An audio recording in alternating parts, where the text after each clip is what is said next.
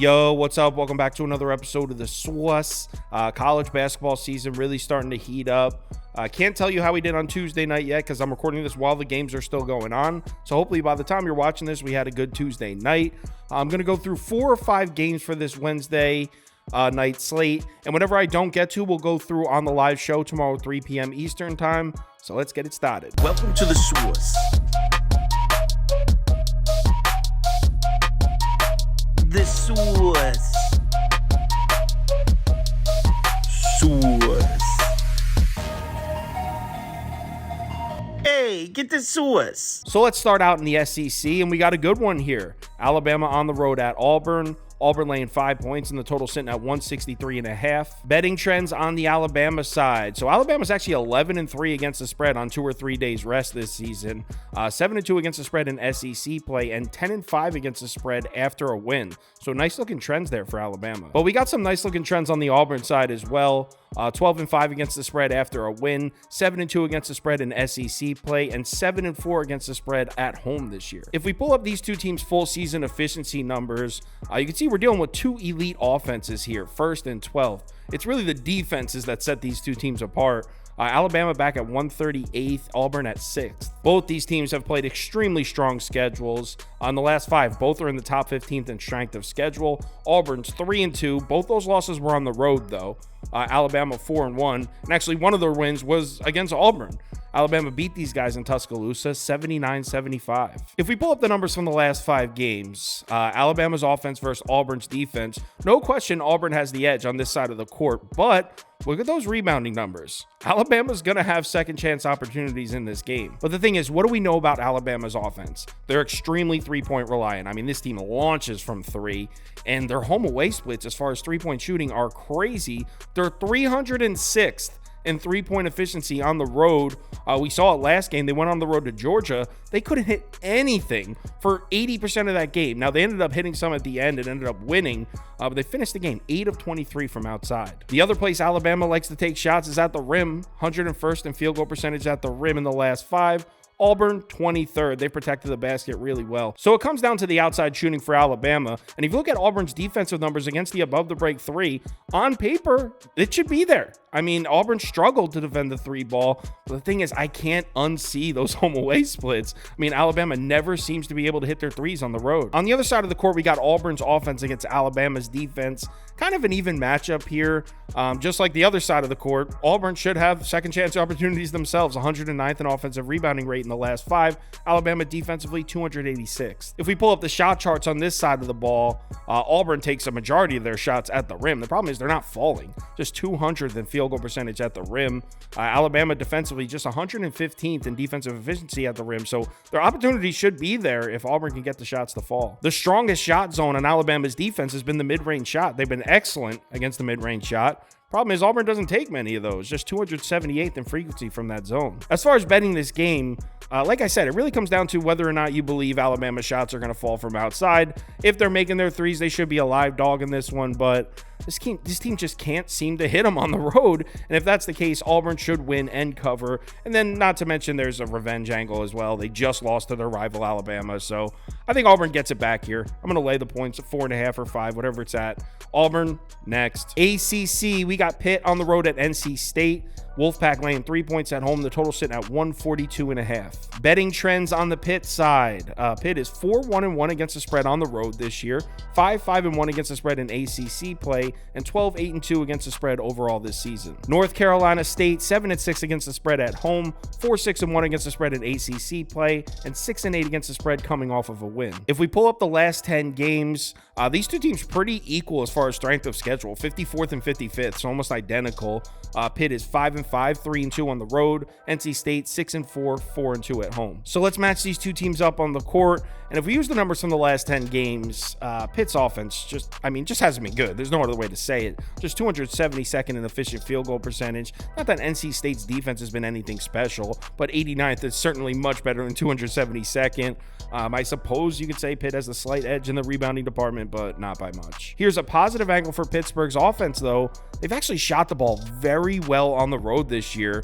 11th in three-point percentage on the road, 40th in efficient field goal percentage. Probably explains why they're 4-1-1 against the spread in their 6 road games. Pitt's been shooting the lights out on the road. And they should have plenty of opportunities to hit the outside shot in this game. You see in the last 10 games, Pitt, above the break frequency, 35th, efficiency, 78th. Look at NC State's defensive numbers against the above the break 3 in the same time span, 129th, 210th. When we flip it over to the other side of the court and pull up the numbers for NC State's offense, they've been struggling, man. In the last 10 games, 330th in efficient field goal percentage. Just wow. Just not making their shots.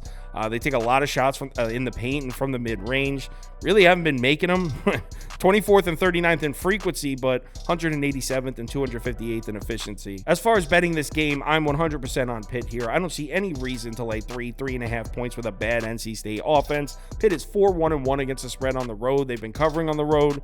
Give me the points. Pitt +3, Pitt +3.5, whatever you can get. Next game. Let's talk Big East. We got Creighton on the road at Providence. Providence catching 2 points at home with the total sitting at 141.5. Betting trends on the Creighton side. They've been good on the road.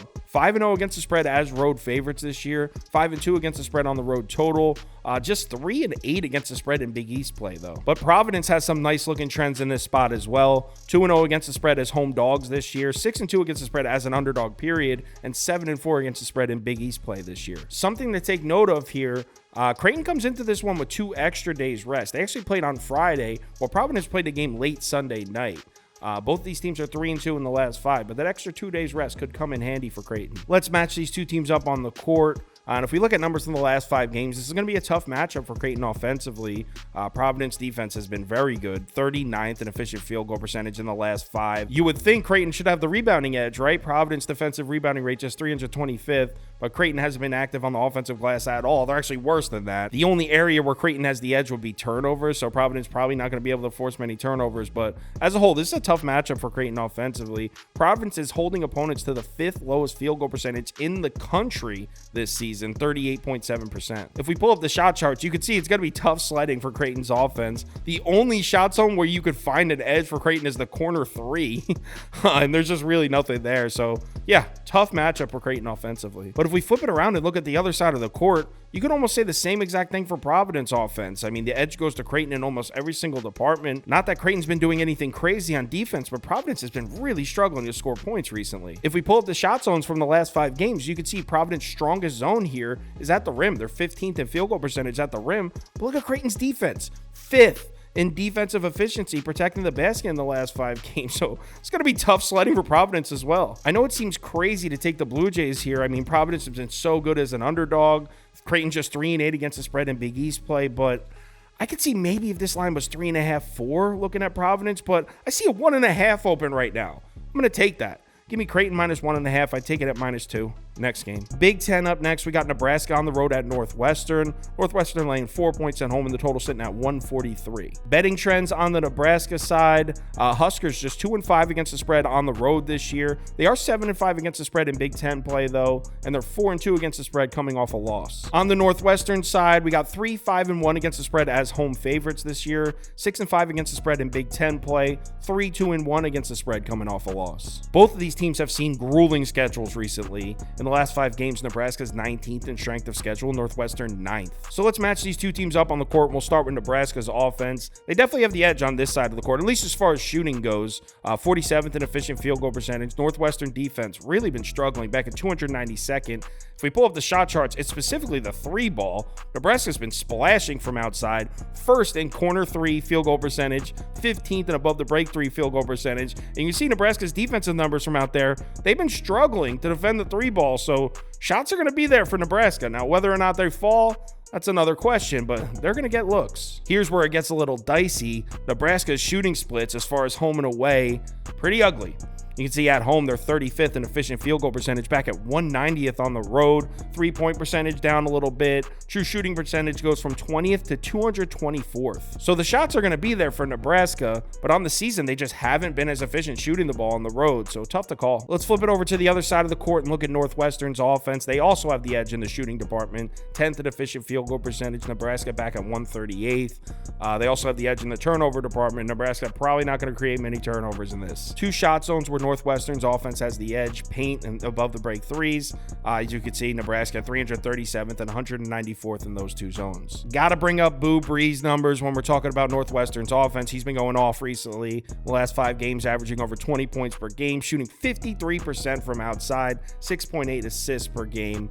But 53% from 3, that's like those Dalton Connect numbers when I faded Tennessee. Like, that is not sustainable. As far as betting this game, I know taking a road team in these Big Ten games is definitely risky, and I know that Nebraska is going to have a lot riding on the 3-point shot, but I think 4 is too many. I think this game comes down to the wire. I think Nebraska's live.